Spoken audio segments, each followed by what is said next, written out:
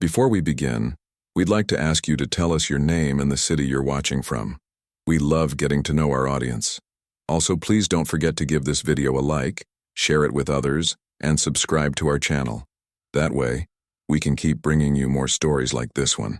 The wind came in cold and wet off the Atlantic, cutting through the crooked streets of Shepherd's Cove like a knife through rotten wood. It was a dying place, a village that had outlived its purpose, clinging to the Massachusetts coast like a barnacle on a sinking hull. The houses leaned toward each other as if for comfort, their paint peeled away by salt and time, their windows dark even in daylight. The harbor was a graveyard of broken boats, their ribs exposed to the sky, and the men who still called themselves fishermen moved through the fog like ghosts, their faces hollow with hunger and defeat. Thomas Merrick was one of those men. He was 28 years old but looked 40, his skin weathered to leather, his hands scarred from rope and hook. His father had drowned when Thomas was 12. His mother had followed 2 winters later from a sickness that started in her lungs and spread like frost through her body. He had inherited nothing but a rotting sloop, called the Mary Catherine, and a debt to every merchant in the village. The sea had given him nothing but grief, yet he returned to it every morning because there was nowhere else to go. The land had no use for men like him. On the day everything changed, Thomas stood on the dock with his crew, 3 men as desperate as himself, staring at the empty hold of the Mary Catherine. They had been out for 5 days and caught almost nothing. The fish had vanished from these waters, as if the ocean itself had abandoned them. Without salt to preserve what little they did catch, the flesh would rot before they reached port. Without salt, they would return to the village with empty pockets and emptier bellies. The merchants no longer extended credit. The winter was coming, and winter in Shepherd's Cove was a season of death. That evening, as the sun bled into the horizon and painted the clouds the color of old bruises, Thomas walked into the Rusty Anchor, the only tavern still open in the village. The air inside was thick with smoke and the smell of unwashed bodies. Men sat hunched over tables, nursing drinks they could not afford, speaking in low voices about leaving, about heading west to the factories, about giving up the sea forever. Thomas ordered whiskey he could not pay for and sat in the corner, feeling the weight of failure pressing down on his chest like a stone. That was when he heard the laughter. It started at the bar, a cruel rippling sound, and spread through the room. Thomas looked up and saw them gathered around someone, their faces twisted with mockery. He stood and pushed his way through the crowd. In the center sat a woman unlike any he had ever seen. She was enormous, her body spilling over the edges of the wooden stool, her dress strained at the seams.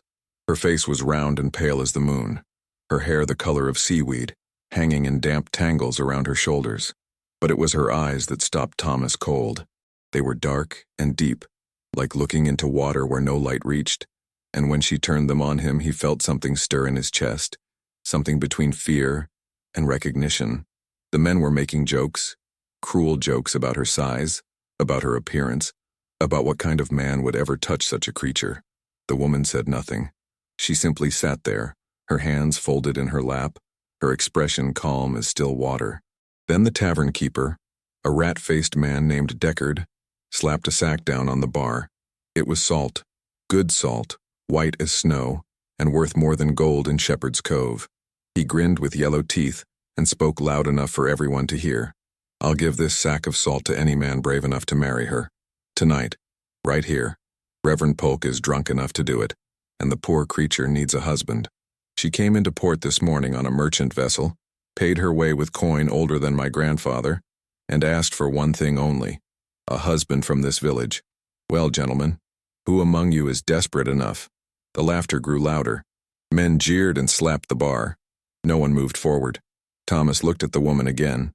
She was watching him now, only him, and in her eyes he saw something that made his throat tighten. Not pleading, not desperation, something else, something patient and knowing, as if she had been waiting for him specifically, as if this moment had been written in salt and tide long before he was born. He thought of the empty hold. He thought of his crew, of their families starving, of the winter coming like a black wave. He thought of his own hunger, the gnawing in his belly that never stopped. And he thought of something else, something he could not name. A pull he felt toward this strange woman, as if a hook had been set deep in his chest, and a line was drawing him forward. Thomas stepped forward. The laughter died. He looked at Deckard and said, in a voice rough as gravel, "I'll do it." The room erupted in chaos. Men shouted, some in disbelief, some in mockery, some in something like horror. But Thomas did not look at them.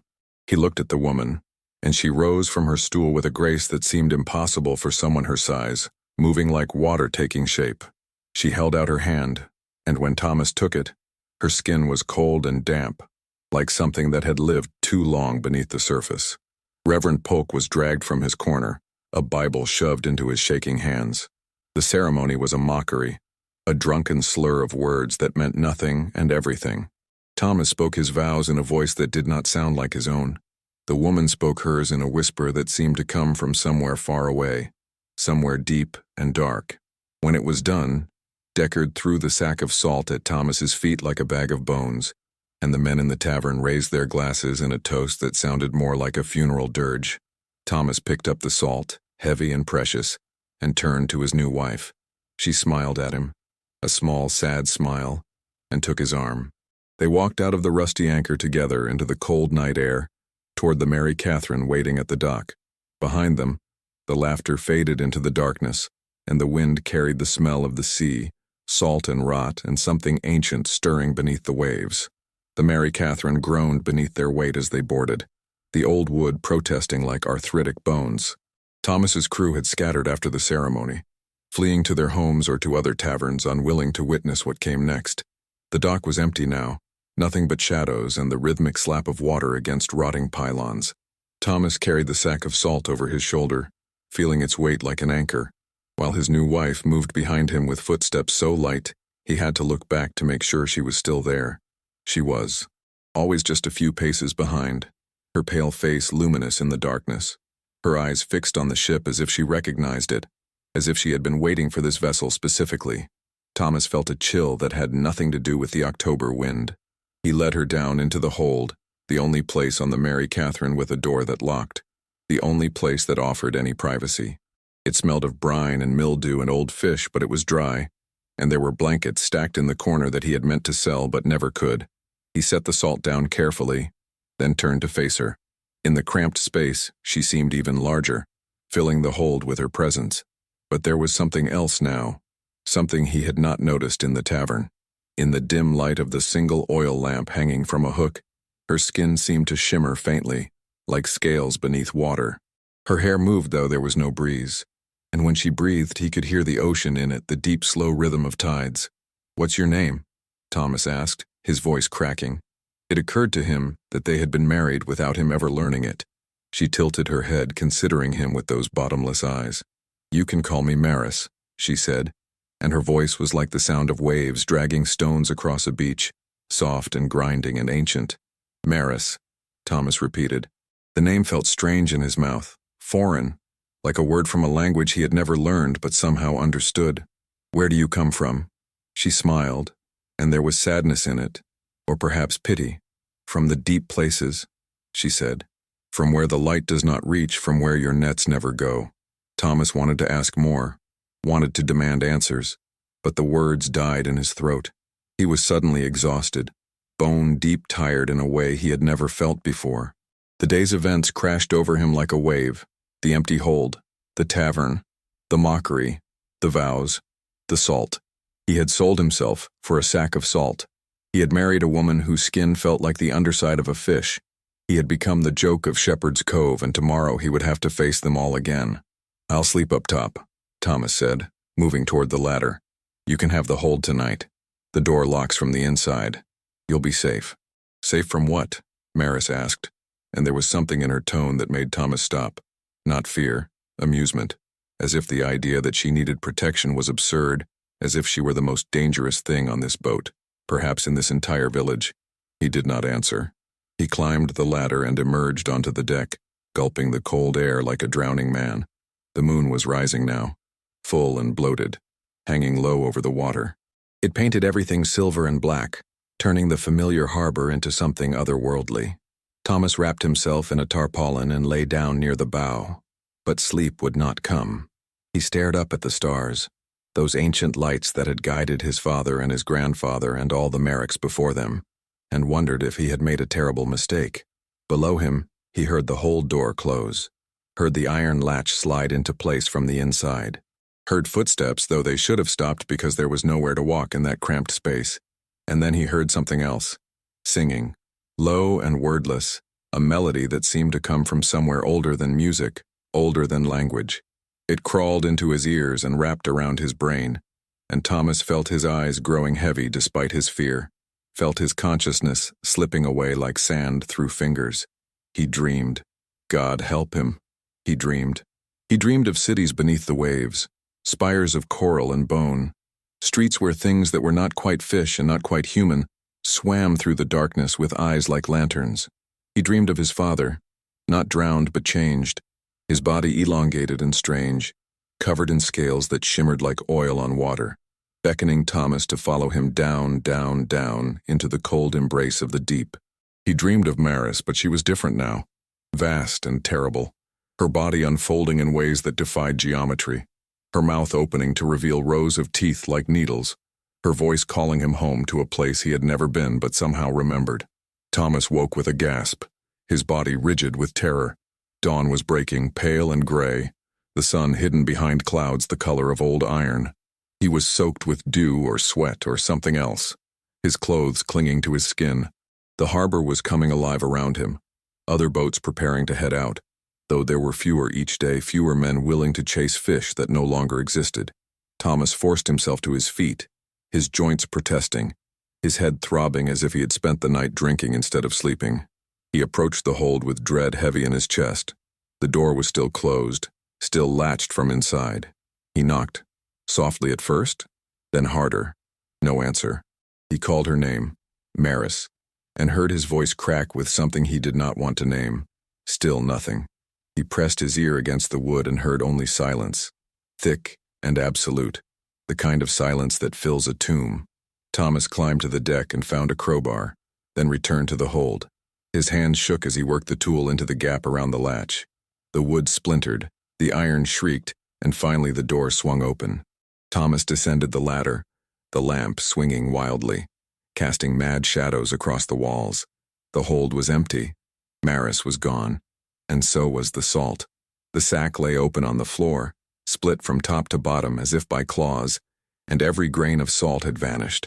Not scattered, not spilled. Vanished as completely as if it had never existed. Thomas fell to his knees, running his hands across the planks, searching for some trace, some evidence. Nothing. The wood was dry. The air tasted of brine and something else, something organic and strange, like the smell of deep ocean trenches. But there was something. In the corner where Maris had stood, scratched into the wood with what must have been a fingernail, or something sharper, were symbols. Not letters, not any language Thomas recognized, but shapes that hurt to look at, that seemed to writhe and shift when he tried to focus on them. And beneath the symbols in English carved deep and deliberate, payment received. Thomas heard footsteps above. His crew was arriving, ready to sail. He could hear their voices, calling his name, asking about the salt they desperately needed. He looked at the empty sack, at the scratched symbols, at the space where his wife had been, and he knew with a certainty that sat like ice in his stomach that he had not paid for the salt. The salt had been payment. For what, he did not yet understand. But he would. The sea always collected its debts. Thomas told his crew nothing. What could he say? That his bride had vanished in the night, taking the salt with her, leaving only madness carved into wood? They would think him drunk or insane, and perhaps he was both. Instead, he lied. He told them the salt had been stolen, that someone had broken into the hold while they slept. His men, Jacob, old and bent with rheumatism, Peter, young and hungry-eyed, and Samuel, who had lost 3 fingers to a fishing line and rarely spoke. They looked at him with suspicion but asked no questions. In Shepherd's Cove, men learned not to ask questions. Questions led to answers they did not want to hear. They sailed anyway. They had no choice. The Mary Catherine limped out of the harbor as the sun climbed higher, burning through the morning fog. The water was gray and restless, chopped into small waves that slapped against the hull. Thomas stood at the wheel, his hands gripping the worn wood, his eyes scanning the horizon. He felt different, changed, as if something had been taken from him during the night, or perhaps something had been put inside him, a seed planted in dark soil waiting to grow. The fishing was better than it had been in months. The nets came up heavy, writhing with cod and mackerel, more fish than they had seen in years. His crew worked with renewed energy, their faces bright with hope for the first time in memory. But Thomas felt no joy. Each fish that came aboard seemed to watch him with knowing eyes, their mouths opening and closing in silent accusation. And when he gutted them, when he split their bellies and pulled out the glistening organs, he swore he saw things inside that should not be there. Fragments of shell, pieces of what looked like bone carved with symbols, and once, something that might have been a human tooth. He threw them back into the sea without telling the others. He worked in silence, his mind churning like the water beneath them. What had Maris been? Where had she gone? And why did he feel her absence like a wound, like something vital had been torn away, leaving him hollow and incomplete? They returned to port at dusk with a hold full of fish, and the villagers gathered on the dock with expressions of disbelief and hunger. The catch was divided, sold, traded for bread and oil and other necessities. For the first time in years there was enough. Thomas should have felt relief, perhaps even happiness. Instead he felt dread coiling tighter around his chest with each passing hour. That night he returned to the Mary Catherine alone. The ship was dark, abandoned, creaking gently in its slip. Thomas descended into the hold and lit the lamp, casting light over the symbols Maris had carved. He had tried to scrub them away earlier, but the scratches went deep, and no amount of scraping could remove them. Now he sat before them, tracing the shapes with his finger, trying to understand. They seemed to shift in the lamplight, rearranging themselves into new configurations, and Thomas felt something opening in his mind, like a door he had never known existed. He heard her voice then, not with his ears but inside his head, rising from somewhere deep in his memory or perhaps from somewhere deeper still. "You wanted salvation," the voice said, and it was Maris, but also not Maris, something speaking through her memory, something vast and cold. "You called out to the sea in your desperation, and the sea answered. Every fisherman who has ever drowned, every sailor who has ever been lost, they become part of us. Your father is with us now, Thomas. He is happy. He is home. And you will join him when the time comes. The payment has been made." Thomas jerked back, his heart hammering. "No," he said aloud, his voice echoing in the empty hold. "I didn't agree to that. I married you for salt. Nothing more." But the voice continued, patient and inexorable as the tide. "The salt was never yours to keep. The salt was the offering, the symbol. You gave yourself to me when you spoke those vows, Thomas Merrick. You became mine when you took my hand. And now the sea has claimed to you, as it has claimed all the men of your family. But do not fear. We take care of our own. The fish will come. The village will survive the winter. And when spring arrives, when the ice breaks and the water warms, you will come to us willingly. You will walk into the waves and we will welcome you home." "Get out of my head," Thomas screamed, pressing his palms against his temples. The voice faded, leaving only silence and the gentle rocking of the boat. Thomas sat there for a long time, breathing hard, his body shaking. He wanted to believe it was madness, some trick of exhaustion and fear, but he knew better. He had felt something in Maris's touch, something ancient and patient. He had seen the impossible happen, the vanishing salt, the sudden abundance of fish, the symbols that moved when they should have been still. Over the following weeks, the pattern continued. The Mary Catherine's catches were always plentiful, sometimes miraculous. Other boats came back empty, but Thomas's nets were never without fish. The villagers began to whisper. Some called it luck.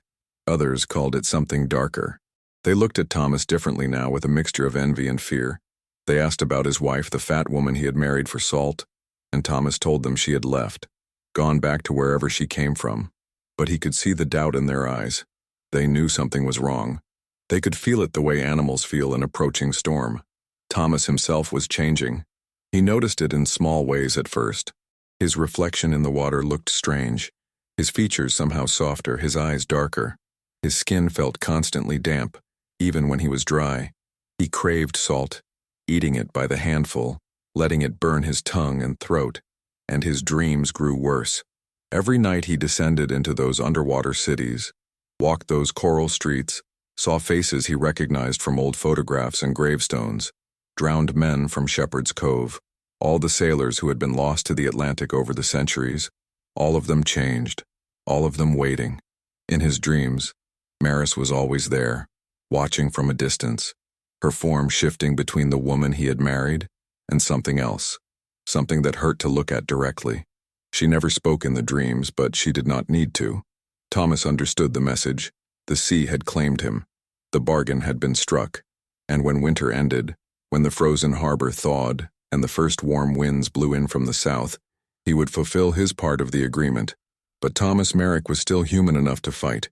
He began to research, digging through the village's old records in the church basement, reading accounts of strange marriages and mysterious disappearances, finding patterns that stretched back generations. Shepherd's Cove had always been a place where the sea took more than it gave, where wives became widows and children grew up without fathers. And always, in the worst times, when famine threatened and boats came back empty, someone would make a bargain. A stranger would appear, usually a woman always connected to the ocean in some way. A marriage would be arranged, and then the fish would return, and the stranger would vanish, and some man would be marked, would begin the slow transformation that ended with him walking into the waves and never coming back. Thomas found his father's name in the records, and his grandfather's, and further back, more Merricks than he could count. The sea had been claiming his family for 200 years, one generation at a time, keeping them alive just long enough to produce the next sacrifice. He was not the first. He would not be the last, unless he found a way to break the cycle. But how did you break a bargain made with something older than civilization? Something that existed in the spaces between waves, in the darkness beneath the surface where sunlight became rumor and pressure crushed stone to sand? Thomas did not know, but he knew he had to try. For himself, yes, but also for the son he might one day have, for the future Merricks who would inherit this curse if he did not end it. Winter tightened its grip on Shepherd's Cove. Ice formed in the harbor, thick and white, sealing the boats in place. The village huddled against the cold, surviving on the fish Thomas had caught, on the abundance his cursed bargain had provided. And Thomas stood on the frozen dock each morning, staring out at the gray expanse of ocean beyond the ice, feeling the pull growing stronger, feeling Maris calling to him from the deep, patient and certain. Spring was coming, and with it, his reckoning. The ice began to break in late March. Thomas heard it in the night, the sharp cracks like gunfire, the groaning of frozen water surrendering to the returning warmth. He stood at his window in the small room he rented above the general store, watching the harbor transform from solid white to fractured gray, and he felt the call intensify. It was no longer a whisper in his dreams, but a constant presence, a pressure behind his eyes, a taste of salt on his tongue that never faded. Maris was waiting. The sea was waiting, and his time was running out. He had spent the winter preparing. The research had led him to Old Cray, a woman who lived on the outskirts of the village in a shack that leaned so far to one side, it seemed held upright by stubbornness alone. She was ancient, her face a map of wrinkles, her eyes clouded with cataracts, but she remembered things the village had tried to forget. She remembered the old ways, the bargains, the prices paid in blood and salt, and she told Thomas the truth he had feared to hear. There was no breaking the bargain. Once the vows were spoken, once the payment was accepted, the debt was eternal. The sea did not forgive. The sea did not forget. But Old Cray had also told him something else, something that gave Thomas a desperate sliver of hope. The sea claims what is given freely, she had said, her voice like wind through dry reeds. But if you go unwilling, if you resist until the very end, sometimes it spits you back. Not alive, not whole, but not drowned either. Something in between. I've seen it once when I was a girl. A man fought so hard against the taking that the sea could not digest him. It returned him to shore 3 days later, changed but breathing. He was never right after that, never fully human, but he lived, after a fashion. It was not much, but it was something. Thomas clung to it through the final weeks of winter, steeling himself for what was coming. He knew he could not simply refuse to go. The call was too strong, the pull too insistent. When spring fully arrived, his body would walk him into the water whether his mind agreed or not. He had seen it in the records. Men found wandering toward the shore in their sleep, their eyes open but unseeing, their feet carrying them to their doom. The bargain had hooks in him, deep hooks, and they would drag him down whether he struggled or not. But Thomas Merrick would struggle. He would fight every step of the way. And perhaps if he fought hard enough, if he held on to his humanity with sufficient desperation, the sea would reject him, as old Cray had said. It was a thin hope, fragile as ice in spring sunlight, but it was all he had. The equinox came, and with it, the first truly warm day. The harbor was nearly clear now, just a few stubborn chunks of ice floating like the bones of winter. The Mary Catherine bobbed in her slip, waiting.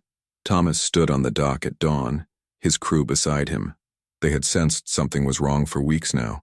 They had watched Thomas deteriorate, his skin taking on a grayish-green pallor, his movements becoming slower, more fluid, as if he were learning to swim through air. But they said nothing. In Shepherd's Cove, men did not interfere with the sea's business. "I'm going out alone today," Thomas told them, his voice rougher than usual, as if he were speaking through water. "Don't follow me. Whatever happens, don't come after me." Jacob opened his mouth as if to protest, then closed it again. Peter and Samuel simply nodded, their faces grim. They understood.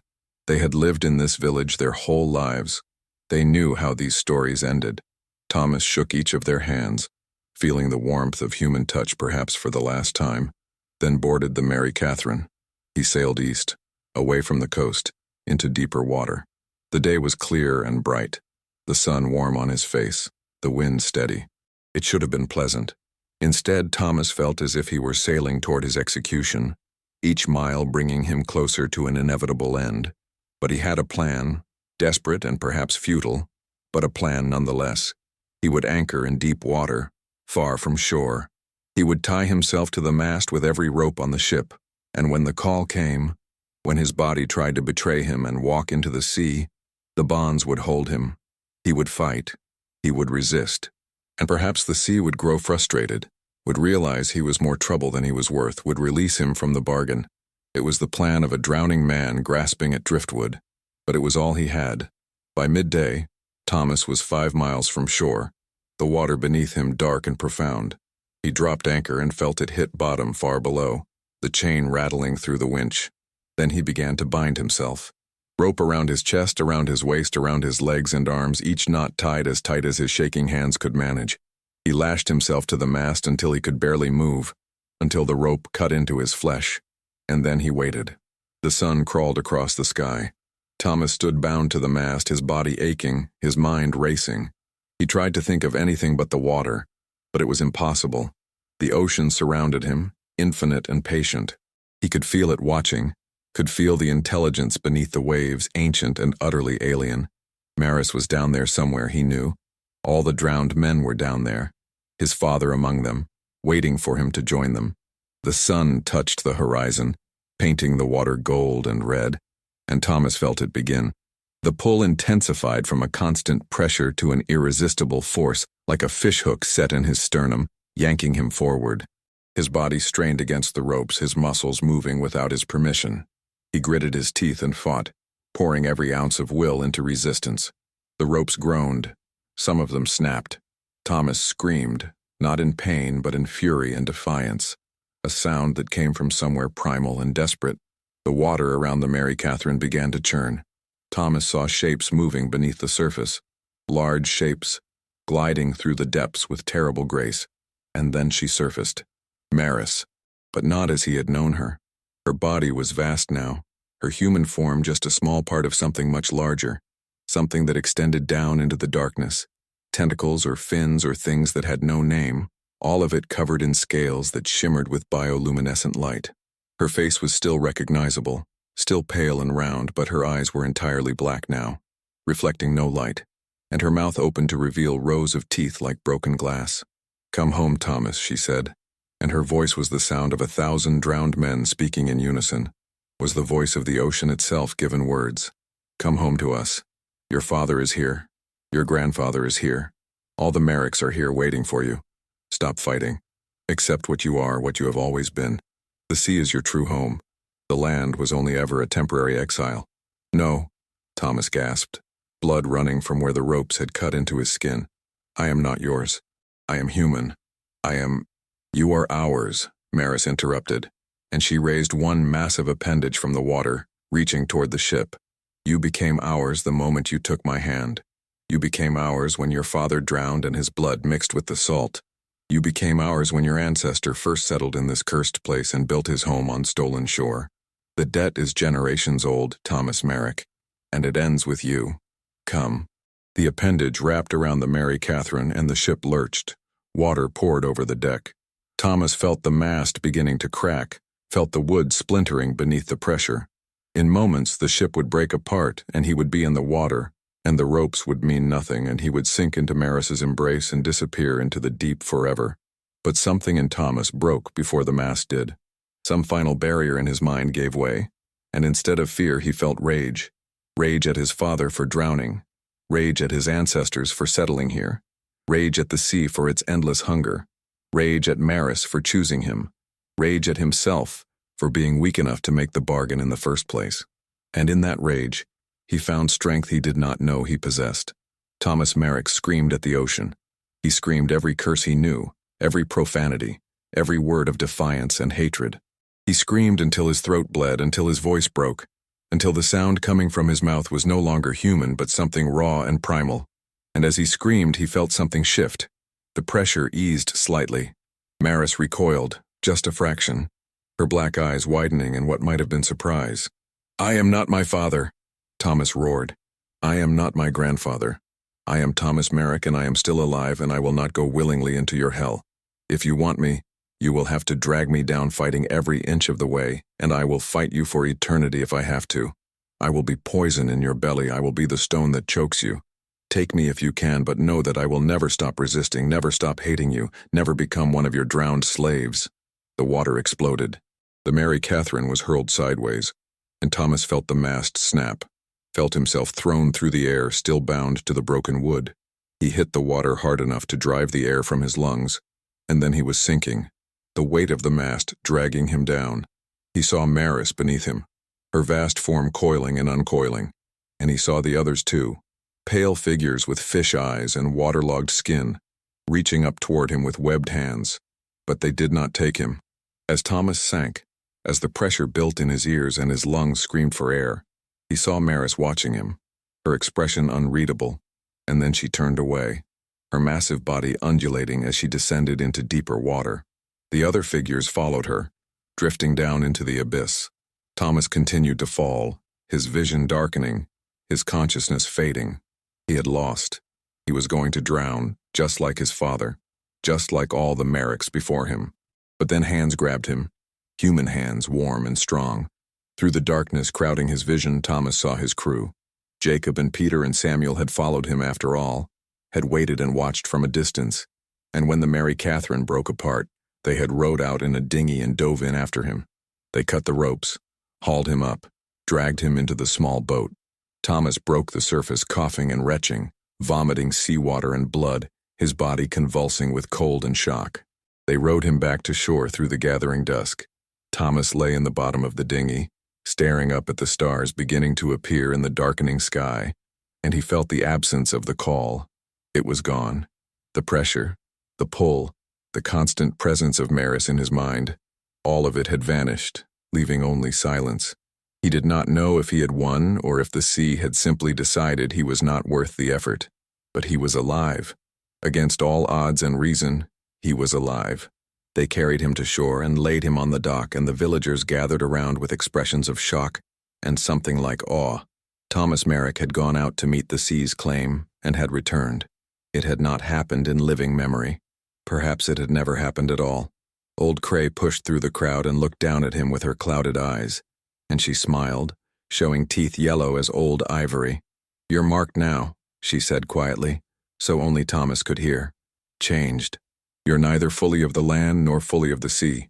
You'll never be entirely human again. But you're alive, boy. You fought and you're alive. That's more than most can say." Thomas closed his eyes. He could feel the changes in his body, subtle but undeniable. His skin was colder, his blood moved slower, and when he breathed deeply he could taste salt in his lungs that would never entirely leave. He would carry the ocean inside him for the rest of his life, however long that might be. But he would carry it as a prisoner carries his scars, not as a willing host. The sea had marked him, but it had not claimed him. In the weeks that followed, Thomas Merrick became something of a legend in Shepherd's Cove. Men spoke of him in hushed tones, the sailor who had defied the sea and lived. Some said he was blessed, others said he was cursed, and perhaps both were true. He never sailed again, never went farther than the end of the dock. The ocean had taken enough from him. Instead, he found work on land, repairing boats and mending nets, and he lived a quiet life in a village that was slowly dying, as all such villages eventually do. Sometimes, on nights when the moon was full and the tide was high, Thomas would stand at the water's edge and look out at the dark expanse, and he would see shapes moving beneath the waves, pale forms gliding through the depths. And sometimes, though he tried to convince himself it was imagination, he would see her, Maris, watching him from just beneath the surface, her face pale and round as ever, her black eyes fixed on him with an expression he could not read. Patient, perhaps, or simply waiting. The sea, after all, had all the time in the world. And Thomas Merrick, marked and changed and stubbornly alive, would turn away and walk back to his small room, and he would lock the door and lie in his bed and listen to the sound of the waves, that eternal rhythm, that ancient song, and he would sleep, if sleep would come, and dream of drowning and wake in the morning still breathing, still human enough to matter. The bargain had been made, the price had been refused, and in the space between those two truths, Thomas Merrick lived on, a man caught between two worlds, belonging fully to neither, claimed by both. It was not the ending he had wanted, but it was the ending he had earned. And sometimes, in this hard world of salt and stone and endless water, that had to be enough.